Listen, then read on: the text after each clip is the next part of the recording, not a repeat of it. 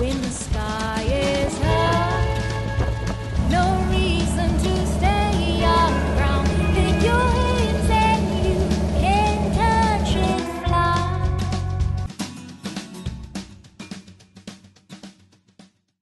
Hello and welcome to the Aviatrix book review. I'm Liz Booker. My guest today is an award-winning historian, author, and broadcaster. She's written 3 historical biographies, including The Woman Who Saved the Children, a biography of Eglantine Jebb, founder of Save the Children, The Spy Who Loved, The Secrets and Lives of Christine Granville, who was Britain's first female special agent during World War II, and the Aviatrix Book Club discussion book for May 2021, The Women Who Flew for Hitler, a true story of soaring ambition and searing rivalry. She reviews nonfiction for the UK's Spectator and Telegraph and has given talks for TEDx, the Houses of Parliament, Royal Albert Hall, the Imperial War Museum, the National Army Museum and British Library, as well as many festivals. She has also been featured on television and radio for the BBC. You can find her at her website, ClareMulley.com. Clare Mulley, welcome. Thank you very much for having me here. I am so excited to talk to you about this book. These women were just fascinating. Their flying was incredible. I'd love for you to talk a little bit about the book for anybody who hasn't had a chance to read it yet, and then we'll get into more of a book club talk afterwards. I think we're talking about this one, The Women Who Flew for Hitler, which is my 3rd book. And I was just astounded to come across this story. I couldn't believe this story existed and I hadn't known about it earlier. And I think that, you know, all too often there are these fantastic stories of women in the Second World War that still, you know, there's quite a rich seam that is still not yet brought to light. And I had initially thought, well, initially I was going to write about a female pilot. I was thinking about the women ATA, the Air Transport Auxiliary, who were basically the ferry pilots in Britain during the war. And there were some Americans among them. There was women from many different nations. But I know a general book had been done, but I knew one of those women, a wonderful woman called Mary Ellis, known as Spitfire Mary. She delivered about, I think, at least 400 Spitfires between the field and factory, wherever they were needed. So I was talking with her and she said, that sounds fantastic, but I've just finished my memoir. Yes, we're going to be reading her memoir later this year. Well, I can recommend it. I did a nice little review of it afterwards for a magazine. So that was good. And she said, well, there are lots of other women involved. What about some of the women in aerial intelligence? So I was looking at another of my heroines called Constance Babington Smith. And she was the woman that identified the V1s and V2s on an aerial photograph showing where the German proving ground was. So I got quite interested in that. There's a lot of good stories. And she's actually the aunt of a good friend of mine, another writer. So that was all looking good. And then I got into this story about Peenemünde. And this was where it was on the Baltic coast. It was where the Nazi Germans developed their V1s, V2s, the Me-163, the rocket plane, and so on. And I got very interested in that. And what struck me was that one of the little dots in the aerial photograph, some of those little dots as you look down that are too small to be the aircraft, are actually the heads of the pilots, the test pilots going to work to do their jobs. And I suddenly thought, my gosh, here we have 2 women on different sides of the war. We've got Constance Babington Smith in Britain, and we've got Hannahreich walking to work to test the Me-163, the Messerschmitt Comet, which she did at Peenemünde. And they're just, you know, there they both are, just on opposite sides of a lens, in fact, a German lens, because Constance Babington Smith thought the German lenses were better, so she used Leica. And I thought that we could do something very interesting looking at this. But then I came across this other extraordinary woman who's really been obliterated from the history records. And her name was Melitta Schiller. She was born. And her story was absolutely extraordinary. I realized then that I had 2 women, that there wasn't just one famous test pilot for the Nazi regime who was a woman, Hannahreich. There was actually another. And her story has been very deliberately hidden because it is very radical and controversial, and she was a resistor. Melitta is this remarkable woman because she's actually got Jewish heritage, although she herself didn't know that until when the Nuremberg laws came in, and suddenly it becomes relevant to her life. I mean, she'd been raised as a Protestant, but her father had been born Jewish, and she hadn't known that previously. And so that is very interesting in its own right. But then I discovered over the course of the war, I mean, partly She's a test pilot. She's doing this extraordinary work testing the Stuka dive bombers, but she's not just a pilot, she's also an aeronautical engineer. So unlike Hannahreich, who is purely a test pilot, Melitta is also developing this stuff. I mean, these are the machines that are the Stuka dive bombers that are synonymous with the Blitzkrieg, you know, that come down screaming at sort of 80 degrees, near vertical, and absolutely terrifying everyone below. I mean, rightly so. And she was developing a lot of their key technology, like the dive sights and the dive brakes and so on. But the reason she's doing this, and then testing her own work, so she's one of the very few aerial engineers who actually then tests her own work. And she insisted on doing this. I mean, she was too important for them to really want to risk her doing this, but she insisted. And the reason was that she wanted to make sure that she was uniquely valuable to the Nazi regime, because when they discovered that she had Jewish heritage, of course, her life was at risk. And she was so valuable to them that they actually offered her something called, horrible terminology, but equal to Aryan status, which she refused to accept unless it went for her entire family. And she had 5 brothers and sisters, parents, and all of them survived the war basically because of her. But as the war progressed and she learned more about not just Nazi policy, but also Nazi practice, she realized that wasn't enough. It wasn't enough to save 6 lives, given what was happening. She wanted to do more. So she actually became involved, and she's at the heart of the most famous assassination attempt. So the bomb plot on Hitler's life. Whereas the only woman I've ever heard of previously being a test pilot was Hannahreich, who was a fanatical Nazi. So here I had 2 women, both in the same role, that you might imagine in some sorority, the only women in this very masculine field of flight, particularly masculine in Nazi Germany. And yet they absolutely loathed one another. You know, all these wonderful descriptions of them refusing to have a cup of tea together and one humdinger of an argument. And the reason is because they actually got very conflicting ideologies. They're basically on opposite sides of the war. So, I mean, the hairs were going up my arms. I just knew I had to tell this story. They're going up on my arms just hearing you talk about it. So I know that you're an historian, and I definitely want to hear a little bit more about that. But what did you know about aviation before you went into this? Not very much, no. I mean, I knew quite a lot about the Second World War. This is my 3rd book, and the one before this had also been a Second World War story. So I knew a bit about that. I knew a little bit about aviation. My husband can actually fly a helicopter, so I kind of felt like I was married to James Bond anyhow, so that was nice. But I certainly didn't know anything about the technical side of it or whatever. But so there were 2 things here. There's the technical, but there's also this sort of sense of flight. So I did try and research both. I did, during my research, I do like to get out there and get stuck in. So I did go up in a glider while I was on holiday in France. But I probably made a mistake because I went up with a little notebook and kept looking up and down to write it all down so I would get everything down. We had to come down quite quickly with a little blue bag, so yeah, maybe not so good. I mean, I loved it. It was beautiful to see the colours, the haze and the horizon, to feel it. And I'm so glad I did it. And it enabled me, I think, to describe it a little bit better. Well, I want to confirm that for you, because the whole time I was reading it, I was like, did she fly, or did she get all of this from Hannahreich's memoirs? Because you really did capture the feeling of flight and the detail of it. The scene where Hannah goes into inadvertent instrument meteorological conditions, she basically glides right into a cloud. That was terrifying. I just feel like you captured that sense of terror. And also she had like this strange confidence that was completely inappropriate to the situation. She had an incredible physical courage. I mean, in that moment, she just started singing and repeating her own name just to keep herself going. And I think, you know, you can probably, especially all your readers, can identify with her at that point.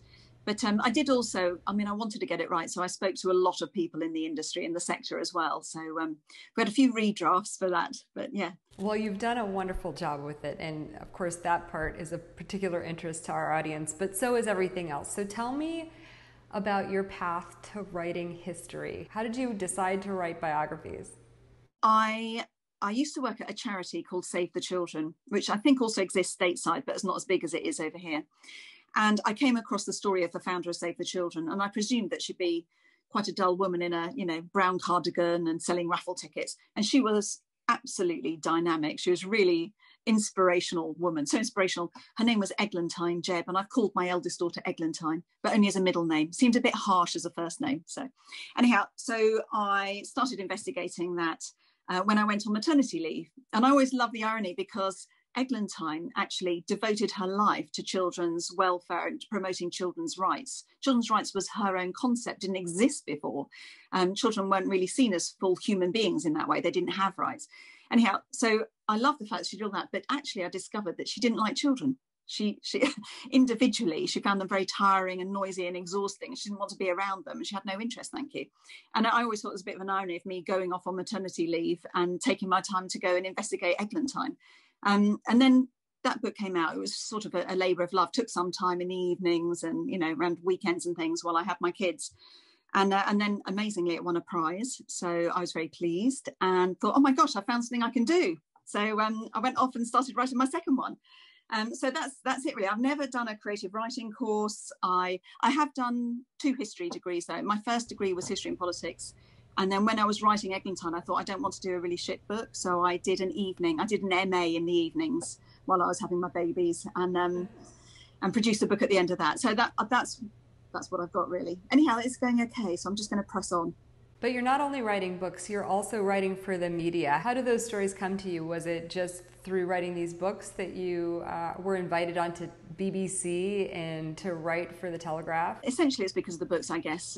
They've all done pretty well. So the second one, I don't know if we'll talk about a bit about that later. It's a fantastic story, but I'll save that. But that one won, well, it won me a Polish National Award, which actually comes with a ribbon. It's like a medal. It is a medal. It's, obviously, I never know when to wear it, but I try to wear it as much as possible because it's just fantastic. I am very proud to have received that. Because I'd written about a Polish heroine and I was slightly worried, but obviously I sort of got that endorsement. That was a blessing that I really appreciated. And so that did well. And then I've done a few other things around it because I really care about my subjects. So we managed to get a bronze bust commissioned of both Eglantine and Christina the spy.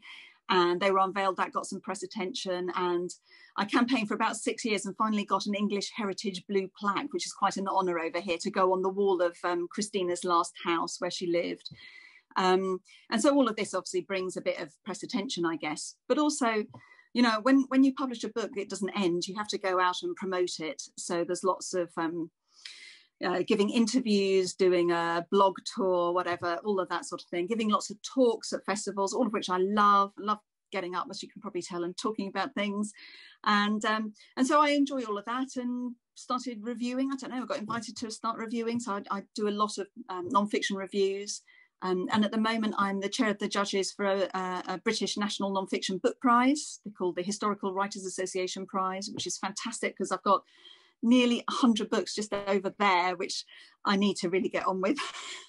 But it's amazing because they're books I wouldn't normally turn to necessarily, some of them. And it's all broadens your perspective. It's absolutely a wonderful job. So it's fantastic.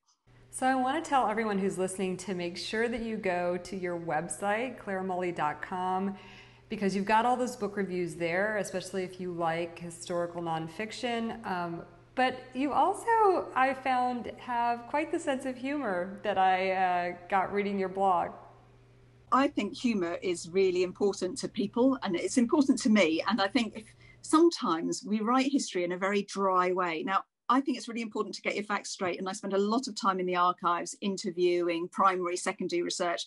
But I think that these lives were exciting and sometimes terrifying and sometimes fun, and humour is a really important part of our psyche and an antidote to some of those horrors, and I think it has to be represented in there. And for a reader as well, when I read, I like to have some lighter moments to just sort of revive myself, restore and keep going. So yeah, I think it's important. Yeah, about that. So the research, you mentioned that you went gliding to get the feel for flying, but tell me more about the research for this book. Like, what does that process look like? How did you follow those breadcrumbs to get to the essential things that you knew needed to be in the book? Well, so how do I do it? I send out emails and letters to anyone that I think may be connected in any way with this history. I mean, obviously I do my secondary research, all of the contextual reading as well, but I like to get quite deeply stuck in. And so for this book, I was very lucky. I managed to interview people on both sides of the war, veterans and witnesses and family members. And so one of the RAF pilots I interviewed is quite well known over here. His name is Eric Winkle Brown. And he was a Royal Navy pilot, and he was Britain's one of our great test pilots as well. And he actually knew Hannah before the war, because he met her at the 1936 Olympics when she was demonstrating gliding. And then he saw her. She was the first woman in the world to fly a helicopter. And she was the first person, male or female, to fly one inside a building, the Great Deutschlandhalle, for the 1938 Berlin Motor Show. And he was invited out again by Goering to come and meet Hannah and see her fly the helicopter. So he went out in 38 to Berlin. And afterwards, they were both invited to Goering's flat and for sort of after show drinks party. And at some point, Goering got out his pistol and invited his guests to partake in his favourite party game, which was shooting at a target painted on the wall. But actually, it had to be harder. They had to do it looking in a mirror on the wall, shooting over their shoulders. And both Hannah and Eric Brown were very short. I don't know if that helps with test piloting, to be quite lightweight or something. Anyhow, they couldn't see in the mirror, but he wouldn't let them off the hook, and he just went and got his shaving mirror, and they had to do it that way. So it meant that Eric sort of got to know Hannah before the war pretty well. And then right at the very end of the war, he actually identified her for the American forces coming through who wanted to interview her for her knowledge on, dynamic aero developments that were being wind tunnels and testing the ME-163 and all the rest of it. So he actually found her and identified her and got to interview her just after, right at the end of the Second World War. And it's this extraordinary interview because she was very emotional at the time, and I think a bit off guard. And so it's very fascinating and revealing. And then he knew her after the war because they both took part in international, flying competitions and so on. And in fact, one of the last letters she ever wrote, she wrote to him, and it was a fascinating letter, but I won't give that away. So I interviewed him about 4 or 5 times, and I got to know him quite well. He was lovely. He had a lovely Scottish accent. He would phone up and say, "I've got something else for you, darling." And, he was absolutely brilliant. But the last time I met him, he shook my hand and said goodbye. And he was getting on then. He's not with us anymore, sadly. And I just felt really touched because I thought he was saying goodbye. And as it was, that was the last time I saw him. And when I shook his hand, he suddenly, after we'd shaken hands, he pulled back and he said, "You should be careful doing that, Claire." And I was like, "What do you mean?" He said, "You're only 2 handshakes away from Hitler," because he had held Hannah's hand, shaken Hannah's hand, and she, of course, had shaken the Führer's hand when she was given her Iron Cross. But it was quite sobering. It gave me pause for thought. This history isn't that far ago, and it's close to us, and the meaning is still very resonant and real. So that was interesting. But then I also managed to interview people on the other side of the war. So I interviewed a pilot with the Luftwaffe, who was actually an aerial reconnaissance pilot. That was fascinating. He told some very quite rude and naughty stories as well, that I don't know if we're going into that, but I mean, amazing stuff. There's a story about Mussolini's Willy, but I won't do it now, and which he witnessed. Anyhow, and then he also, but then I also interviewed various family members. So not so much with Hannah's family, who I suppose I understand. A lot of her papers are in various archives, but Melitta's family, I managed to get in touch with.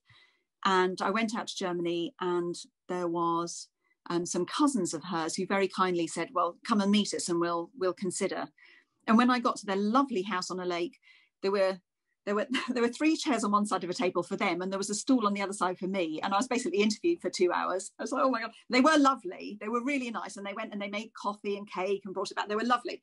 But when they went into the kitchen the second time, I could hear them having a confab. And they came out and they said, "Yes, okay, we'd like to show you everything, we'll share."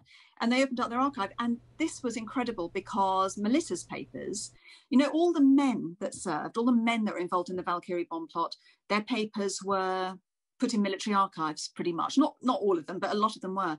Whereas hers, her diary, she kept a handwritten diary, 1943 and 1944. And all of it was returned to the family marked as domestic. And so nobody's seen it. And that's partly why she's fallen out. So to get this woman's story directly written down in her hand in sort of pencil, sometimes purple pencil, anyhow, was absolutely remarkable to have that from the family. And the other amazing interview I was lucky enough to get was I rang a chap called Berthold, a former general, and said, I'd love to come and interview you. And he said, well, I'm sorry. I'm very happy that you got in touch, but I've spoken about my father so often, I don't want to talk about him anymore. I've gone on the record. I've given lots of interviews. And I said, that's fine. But actually, I'd really like to talk about your aunt, Melitta. And he said, nobody's ever asked me about my aunt before. I'm about to go away for 6 months, but why don't you come to Germany? So it's the only time I think I've virtually put the phone down, put knickers in a bag and went off to Germany. And I met him the next morning for breakfast and spent all day with him. And he was absolutely wonderful because these were sort of unrehearsed stories. And at the end of it, he kind of clicked his heels rather Prussian manner and shook my hand. And then he said, Claire, you should be careful shaking hands. And I just thought, oh gosh, here we go again. And he said, because you're just 2 handshakes away from Hitler. Because he had held his father's hand and his father had shaken Hitler's hand. But now you have to remember that not everyone who shook hands with Hitler did so, enthusiastically. So his father, less than a week later, his father was Claus von Stauffenberg, tried to blow Hitler up. And it's got so close, the most famous attempt on Hitler's life in the war. And Melitta was right at the heart of that. And that story had never been told. So you just said so much. First of all, I want to say I knew about Hannahreich's helicopter flight indoors. I'm a helicopter pilot, so I knew of that. I hadn't read it before, so it was really wonderful to read it in that detail. But I'm curious about Melitta and whether, since you've published this book, anything has changed about her celebration in Germany. Has anything changed about the way people talk about her history? Not as far as I know. I mean, Hannah's been quite well written about in the past. So she published her own memoirs, and there is an account of her flying the helicopter in that, if you're interested. And there's also Winkle Brown writes about it in his memoirs, which is called Wings on My Sleeve, and I can recommend that book too. So she's quite well known. But I would say that the more recent books on her, certainly the ones that I looked at, there was one that came out, I don't know, a few years before I was doing my research. So obviously I looked at that, and it seemed to present Hannah as a heroine. Basically was saying that Hannah was this extraordinary woman, which she was, a brilliant pilot, absolutely was. But she said, had she have been flying for the Allies, we'd all celebrate her as a heroine, but she's been reduced to this, terrible Nazi. But it's time to reevaluate her and take another perspective. So I went in with my mind open to that idea. I love women. I'm a feminist. I thought, great, if we can, if that is really the case, then we should reevaluate. But what I discovered in various archives, and I must say, because Hannah's family wouldn't or didn't respond to my letters, which is absolutely fair enough. But I did. Most of her papers are at the Deutsche Institutes, the Deutsche Archive in Munich. So I went there, and I think they've been quite carefully sort of gone through before they were donated. Well, that was interesting, but there was nothing that personal. There's a few interesting things. But then I got in touch with, because this is my second book in the Second World War, I know a couple of sort of, what should we call, memorabilia collectors type people. So I got in touch with them and said, does anyone have anything on Hannahreich? And one chap very kindly said, well, actually, I've got these letters from the 1970s, right towards the end of her life, that she was writing to an English friend who he had bought them from. And he said he'd be happy for me to have a look. So I didn't hold them, but he just photocopied them and sent that. And it was remarkable because here in the 1970s, she was writing unguardedly. She never thought these letters would be published. But now they are in the public domain through my book, really. They hadn't been seen before. And what it showed was how deeply anti-Semitic, how horrendously racist she was. And that she had never, although she published her memoirs, she never took the opportunity to say, I didn't know anything at the time of what was going on with Nazi policy, and now I can see what a terrible thing it was, and I was exploited. She never said any of that. She remained, Eric Brown, who knew her well, told me she was, this is his words, a fanatical Nazi. And she absolutely was.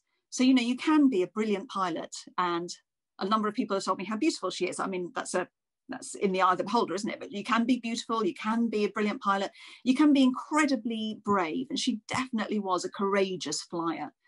But you can also be an anti-Semitic, racist Nazi, and she was. And we need to tell all of women's stories. We need to remember that as well. But of course, Melitta provides the perfect foil for that. Absolutely, I agree. And, I think that was what was most fascinating about these women, is that they are complex characters, and these are not cardboard cutouts. And I love the way that you presented them, the way that you revealed their motivations and their roles. It was so fabulously done. This book is so important, and I'm so grateful to you for writing it. You talked about the Eglantine book, but you didn't have a chance to talk about the second one, The Spy Who Loved. Do you want to talk about that book too? I'd written my first book, and amazingly it had won a prize, so I thought, well, I must capitalize on this and do another one, but I had no idea what to write about. So my agent said, well, what are your interests? And I was like, well, I think there's a lot of women's stories that have either been untold or they've been told through this prism of beauty and courage rather than achievement and being effective. So I was interested in that. And I was interested in Polish history because as part of my first degree, I'd studied Polish sort of modern history and politics. And they have this incredibly rich, well, I call it rich, but I mean, it's been devastating history, but very courageous and inspiring history as well, because of where they are geographically in Europe. So they buffer Soviet territory on one hand and, the West. And so I'd actually taught English out in Poland for a little while, many years ago. So I was very interested in all of that. And my agent actually suggested Christina Skarbek, or Christine Granville, as she was known in Britain. The name that it was actually a code name of hers that she adopted after the war. And I said no, because I felt it was a bit like going on a blind date. I wanted to find my own book subject, thank you very much, not be offered one. But I thought, to be polite, because I was so amazed I had an agent, I should just go off and do a little bit of research. And like just about anyone who came across Christina, I was completely seduced by her. She's just such a fantastic, fantastic, inspirational woman. Not without her faults, which I love about her as well, but strident and powerful. And the book is called The Spy Who Loved because she was a very passionate woman, and she loved men. She had 2 husbands. She had many lovers, all of whom are in the book.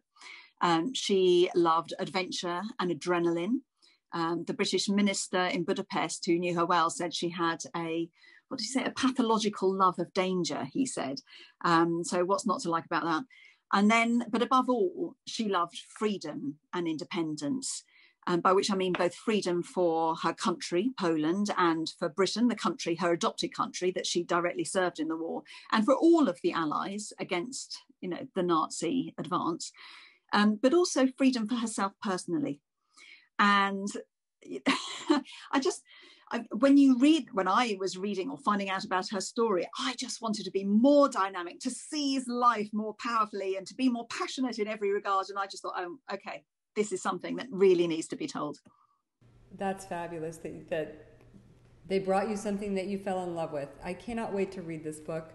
Congratulations on your success with all of your books. Thank you so much. Do you have any leads on the next project?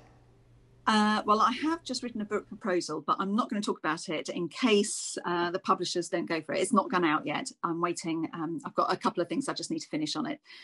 So that's nearly done, but that's just a proposal. If a publisher decides to go for it, I've then got to start the 3 years work of doing it. I'm a very slow writer because I fit it around kids and life. So, and apart from that, yes, I'm just very busy. I'm doing some TV at the moment. Obviously, the book reviews and the book prize. So it's all going on. Yeah. That's lovely. Well, I'm just going to wrap up the book club portion of this by saying thanks again for writing this book, and thanks for your time. You definitely have a huge fan club now, so I appreciate it. And these women were just incredible. So thank you for memorializing them. Thank you very much. Thank you to all your readers as well. Thank you. Thanks so much for listening. Please join us in the Aviatrix Book Club and on the Aviatrix Book Review podcast next month, when we'll discuss the novel Fly Girl by R.D. Carden. And here I am, I'm ready to go again. I'm ready to say